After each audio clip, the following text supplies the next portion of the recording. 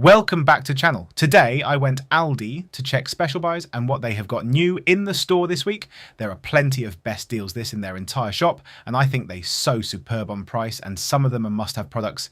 Rainbow colour, reusable straws with different shapes and sizes are sold for just £1 and 99 pence per pack.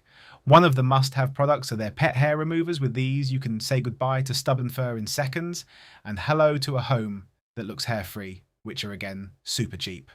This durable tempered glass worktop saver looks nice and cool to keep your worktop clean and scratch free with style. There are coconut spread, which I've never used, so I've picked one to try. Also, there are so many different crisps with various new flavours: bruschetta lattice, margarita pizza crisp, green lattice crisp, garlic bread crisp. All of their crisp are £1 49 pence. Have any of you tried these crisps? Please let me know in comment. How are they?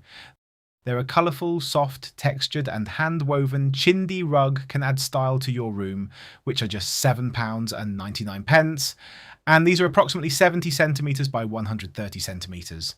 For kids' room, there are different characters rug, including Thomas and Friends, Bluey, Paw Patrol, Peppa Pig, and also there are some character-based indoor tents to keep kiddos busy in their own room. So if you are planning to visit Aldi this week, stay till the end of video to check so you know what's actually worth picking up this week, and let me know if you saw anything you like this week. If you enjoy watching this video, please press like button, and if you are new to channel, please do subscribe my channel for more videos.